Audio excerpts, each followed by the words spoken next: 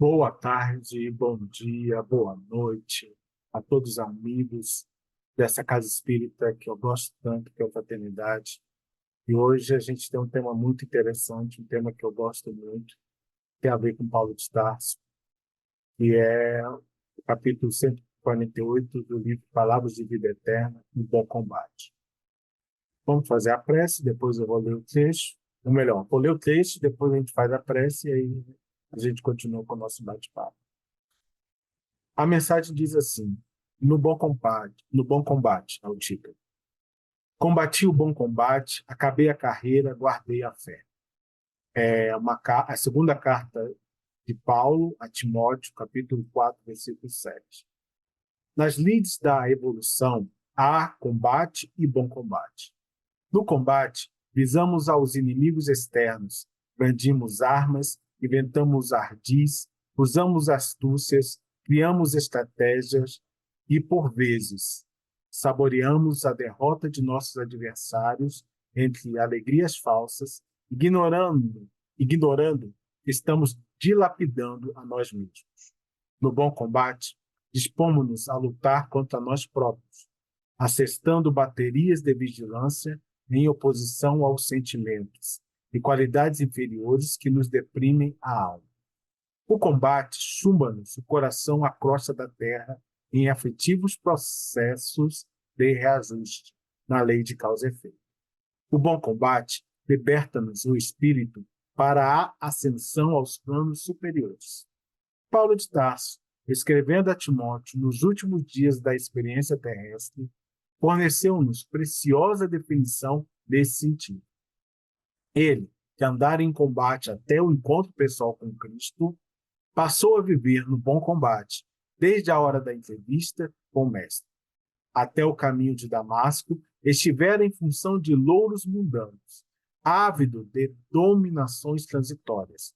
Mas, desde o instante em que Ananias o recolheu, enseguecido e transtornado, entrou em essa aqui, entrou em subalternidade dolorosa, incompreendido, desprezado, apedrejado, perseguido, encarcerado várias vezes, abatido e doente. Jamais deixou de servir a causa do bem que abraçara com Jesus, olvidando males e achaques, constrangimentos e insultos. Ao término, porém, da carreira de semeador da verdade, o ex-conselheiro do Sinédrio, aparentemente arrasado e vencido, saiu da terra na condição de verdadeiro triunfador. Vamos à nossa prece, agradecendo sempre a presença dos bons espíritos, aqueles que estão conosco nos momentos de dificuldade, nos momentos de alegria. Pedimos a Ele que envolva cada um que estão nos ouvindo nesse momento, no seu lar, na rua, no carro, em qualquer lugar. Que o momento de dificuldade na qual estão passando possam ter forças para enfrentar.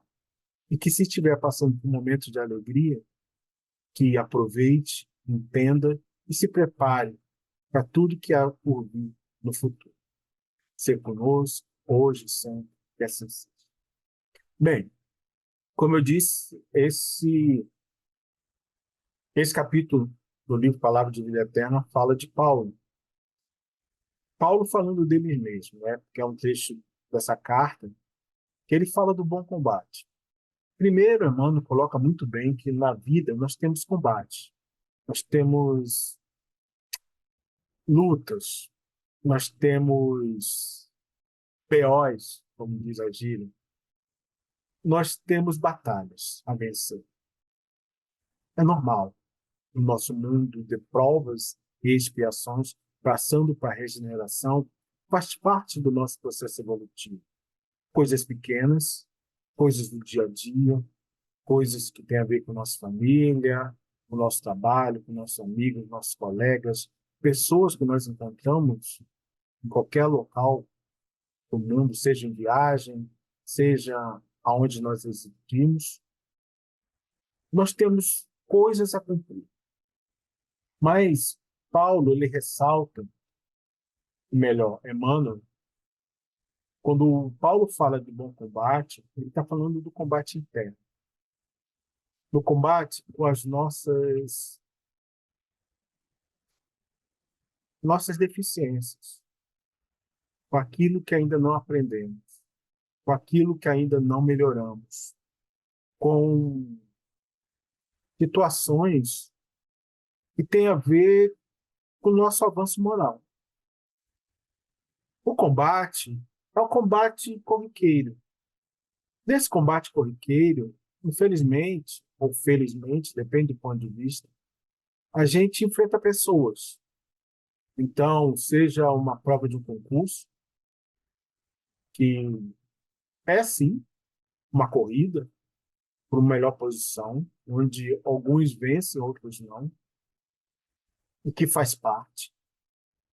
Seja uma prova física, uma corrida, seja uma competição por emprego, como foi dito, concurso, seja para conquistar um cargo, seja na casa espírita, seja num clube, numa associação que eu pertença, a gente vence as pessoas. E o fato de vencer não quer dizer que eu seja uma pessoa melhor. O fato de vencer é que naquela situação, naquele momento, naquela ocasião, com conhecimentos que eu detenho hoje, eu venci. Eu consegui, passei à frente daquela pessoa. Só que isso não determina quem eu sou. Não. Por isso você pode muitas vezes não conseguir várias coisas e você ser uma pessoa correta. Como tem pessoas que vencem essas coisas materiais e não são corretas. Porque o bom combate, por isso é bom, é o combate com aquilo que eu tenho que prestar atenção. Eu tenho que prestar atenção no meu nível. Se é que eu sou extremamente orgulhoso, eu tenho que prestar atenção nisso. Eu tenho que prestar atenção no meu egoísmo. Será que minha busca pela posse está fazendo eu esquecer essências, indivíduos? Será que a minha vaidade está impedindo que eu observe coisas importantes? Será que meu foco não está só na aparência física do corpo? Cuidar do corpo é bom, mas o extremo não é bom. Será que eu estou prestando atenção na minha violência, na minha agressividade? E essa agressividade pode vir de falas, pode vir de originariamente dos pensamentos, pode vir também dos meus gestos. Será que meus pensamentos, minhas falas, meus gestos são agressivos? Às vezes eu estou até certo, mas a agressividade que eu trago no olhar pode machucar. A agressividade também está no silêncio. Tem momentos que a gente usa o silêncio para ferir. O não se manifestar, o não se posicionar pode machucar bastante. Então, o bom combate é esse olhar preciso para as minhas atitudes do todo dia.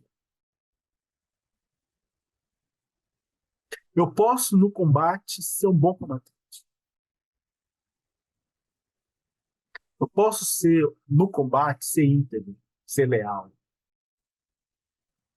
Mas posso, no combate, ser traiçoeiro, desleal, agressivo, ser aquele que machuca. É.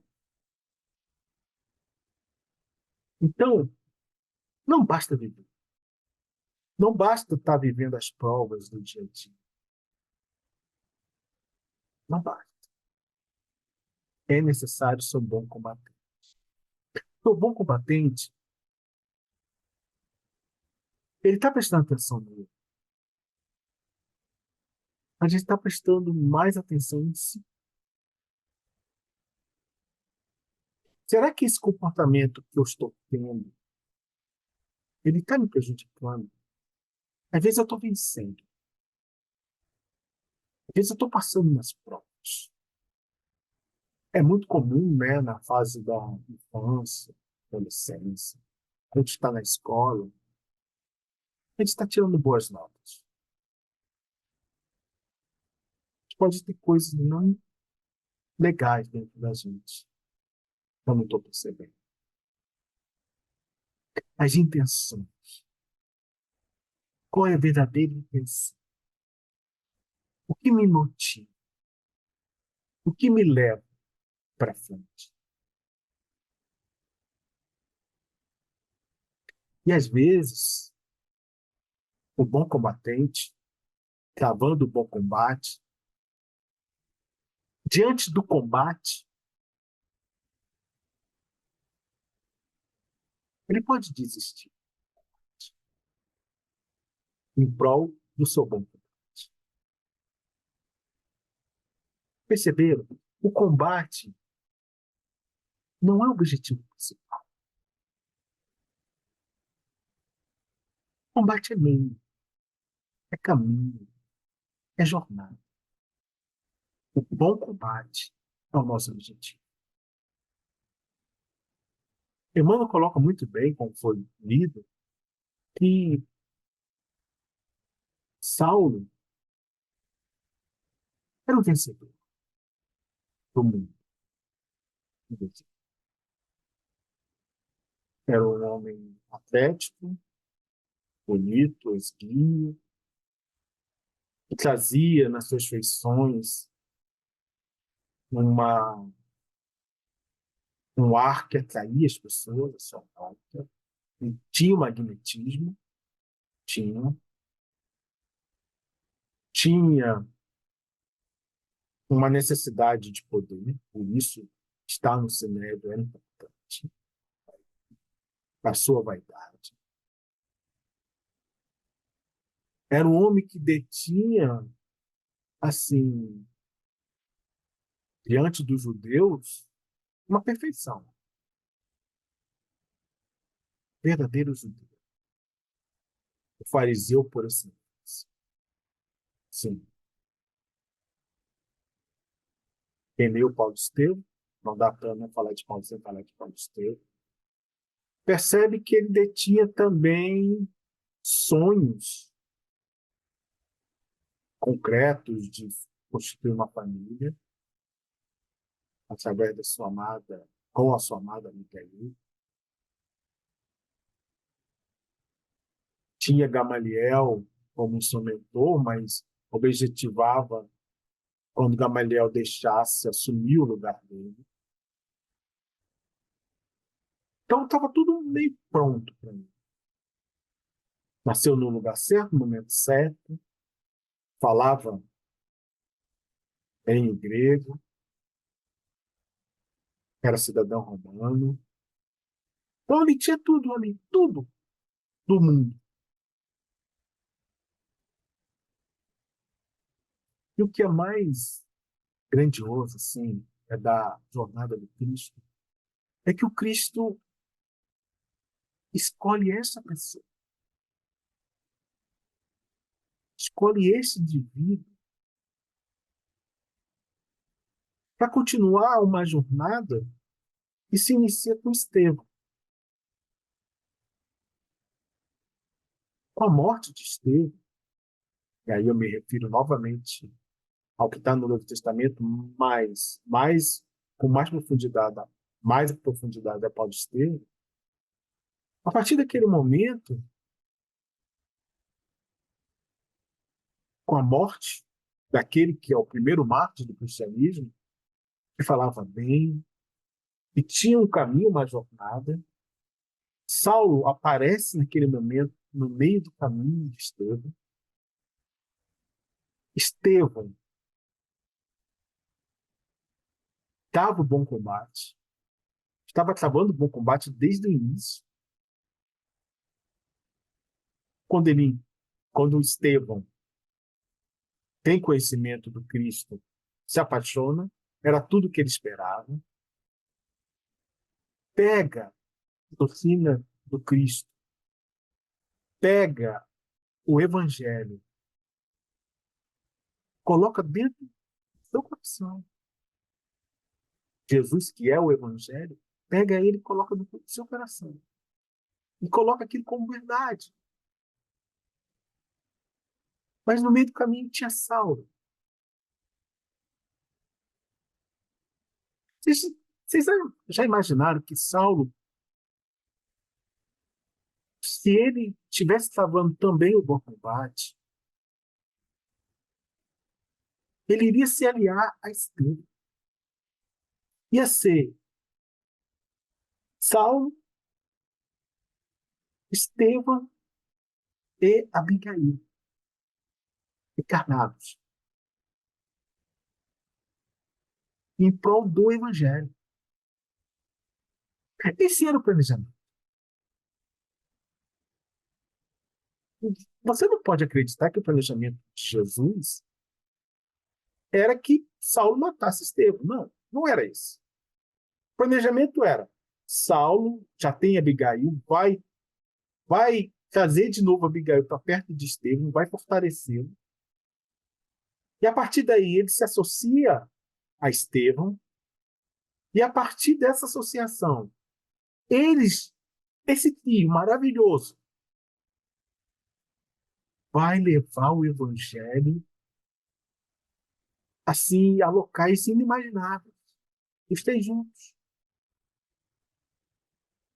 Mas, pelo fato de Saulo não estar travando com ele o bom combate naquele momento, ele se perde no combate. E ele se perdendo no combate, ele provoca duas desencarnações. Diretamente a desencarnação de Estevão.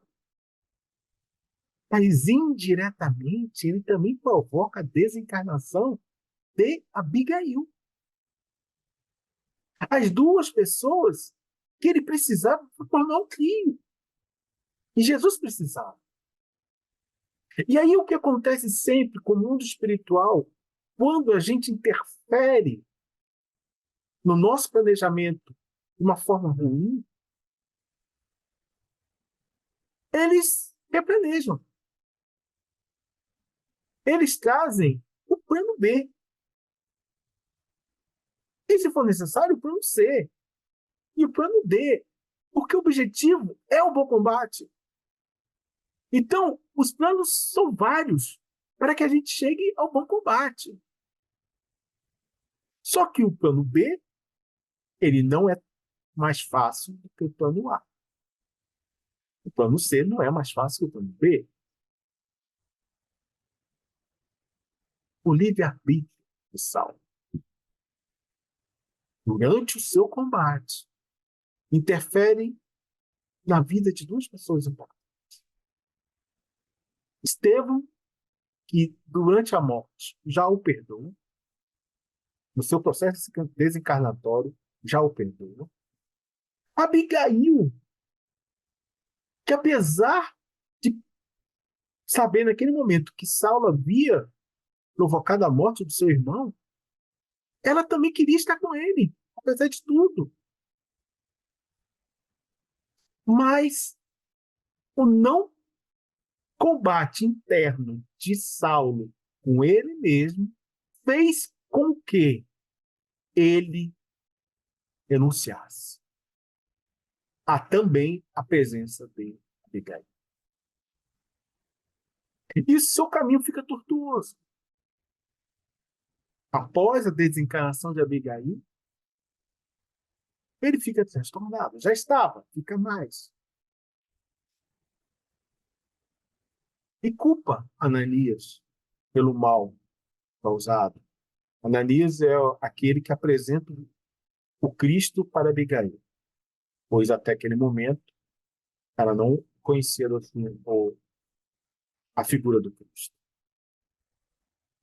E ele vai atrás de Ananias para assim persegui-lo, colocando, em vez de colocar nele, olha só, a falta do bom combate de Saulo, em vez dele não se responsabilizar pelas suas ações, ele coloca em Ananias a responsabilidade pelos seus erros. Isso acontece conosco o tempo todo. Nesse nosso processo ainda infantil de não amadurecimento, nós responsabilizamos terceiros pela nossa falta de ação, pelo nosso não bom combate. A gente coloca a responsabilidade naquela outra pessoa. E aí vai. Saulo de Tarso, até Ananias. Mas antes que ele chegue em Ananias, por um desígnio que a gente não compreende hoje. E até no livro, você, assim, não tem noção da amplitude dessa ação de Cristo. O Cristo, diante daquela dor interna de Saulo, responsabilizando terceiros, o Cristo, durante aquela jornada no deserto, chegando em Damasco, o Mestre se apresenta em toda a sua magnitude. Saulo tinha Jesus como um simples carpinteiro, como uma fraude.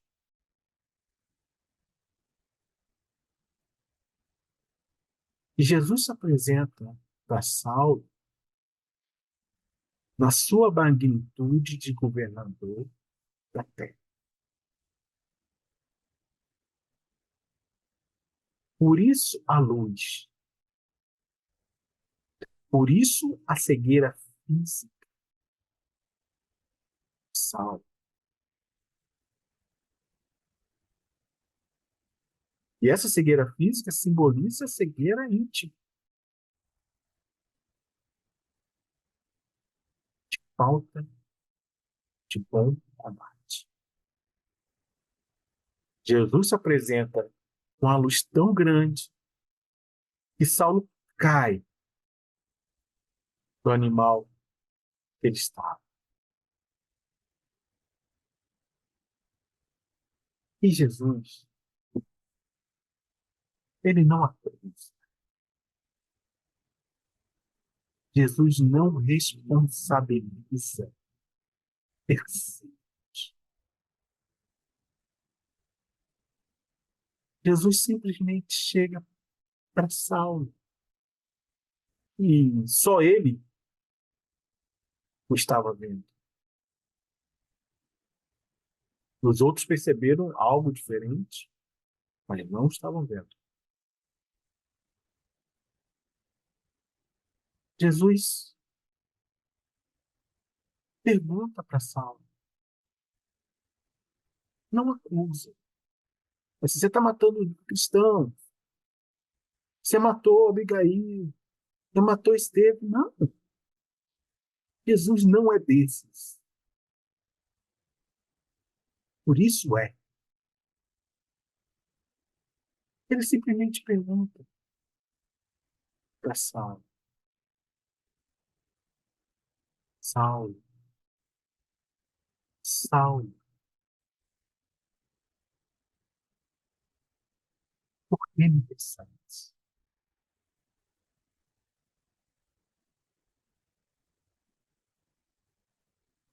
Porque Saulo, naquele momento, por falta de bom combate, combatia um Jesus externo.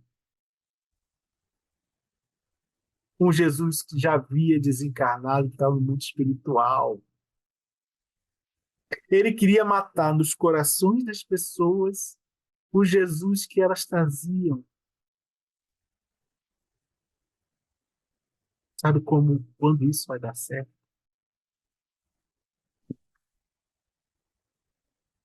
Você não consegue tirar o Jesus do coração das pessoas.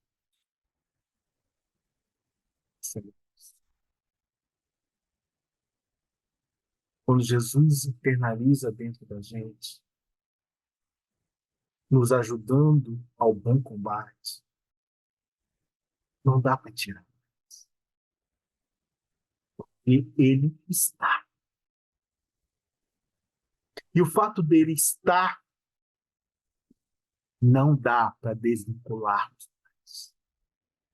Saulo não compreendia isso. Por que você está me perseguindo no coração das pessoas, Saulo? E Saulo pergunta: quem és tu? E Jesus se apresenta: eu sou Jesus, aquele que persegues.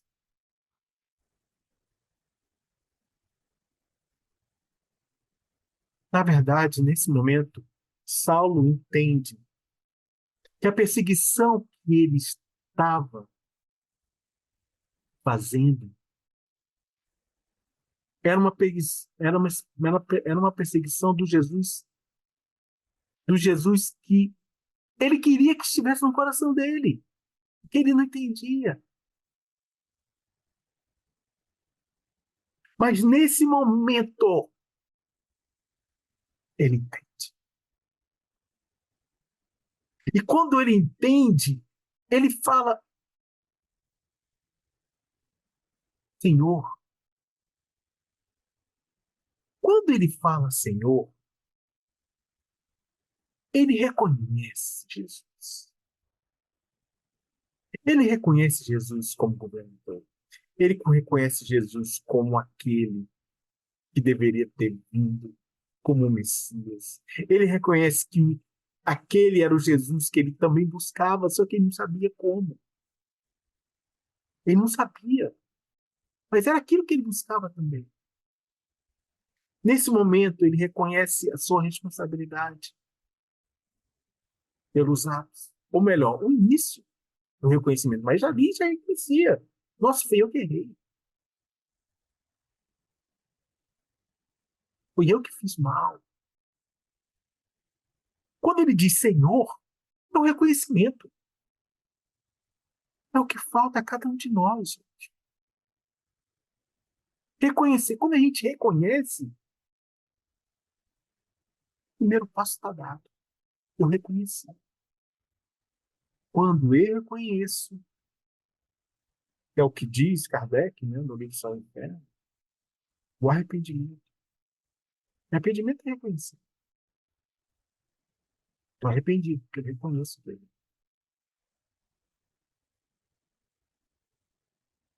E aí, ele diz com a pergunta mais majestosa.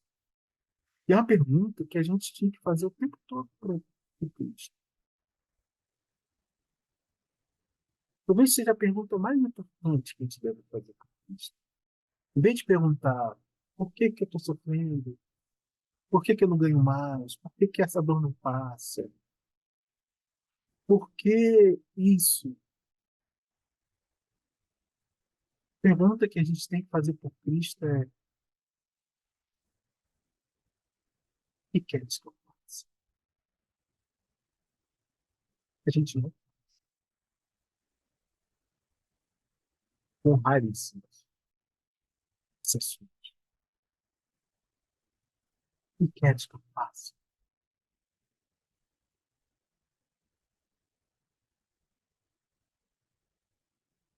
O que fazer isso? Você quer de mim?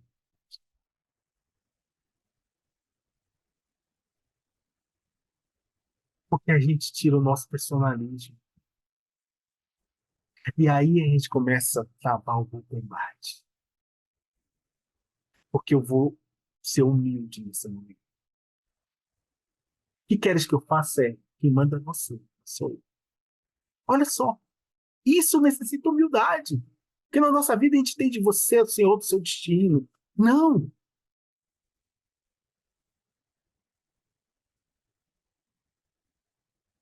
na verdade, são eles que me dirigem.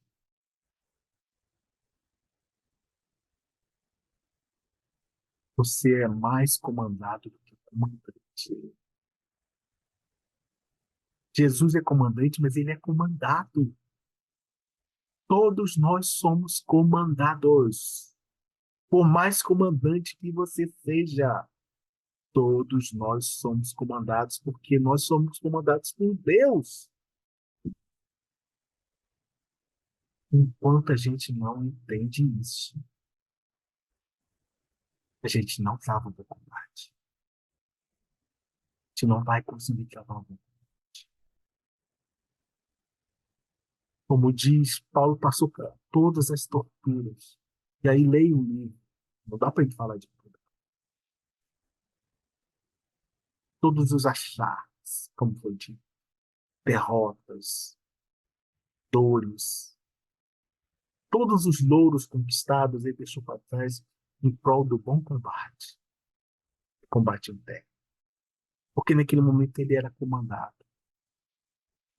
E quando a gente é comandado por Jesus, comandado por Deus, não dá para nos travar o bom combate, porque eles só nos levam para o bom combate. Ele não vai nos guiar para o combate, somente para o bom combate. É bom que a gente reflita, sabe? É bom que a gente reflita a nossa jornada. Espíritas, para aqueles que são, para aquele que é cristão, para aquele que não é também. O que eu tenho que melhorar? O que eu tenho que aprimorar? Que defeito eu tenho que combater? E o combater é reconhecer que ele existe. Porque, olha só, você só vai conseguir combater se você reconhecer. Da mesma forma que Paulo reconheceu o que é bom, a gente tem que reconhecer que tem aquele defeito. Quando você reconhece que tem aquele defeito, você caminha, você se adianta, você avança. Você alcança o grande objetivo das nossas vidas. E aí, a gente termina como Paulo. Era Saulo, se torna Paulo. E ele sai, como foi dito por Emmanuel,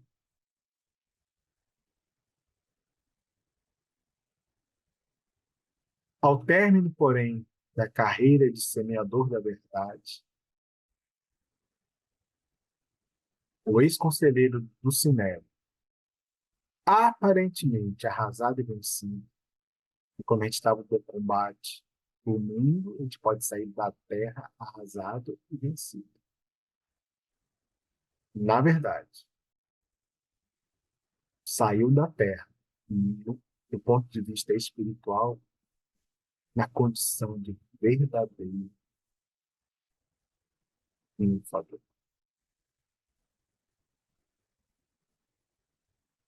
Fica a lição para a gente, que a gente consiga meditar, refletir.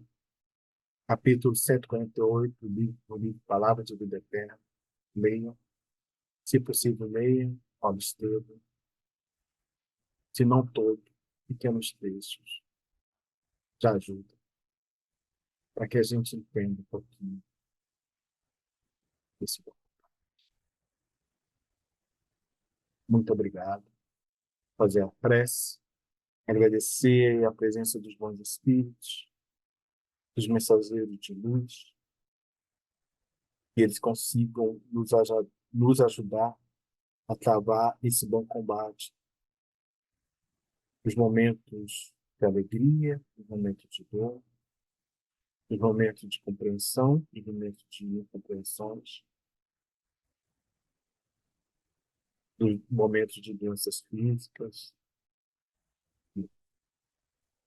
morais, que a gente possa sair da terra o mais próximo do que Paulo de Tarso saiu. Que assim seja. Muito obrigado, fique com Deus, e se vê em outro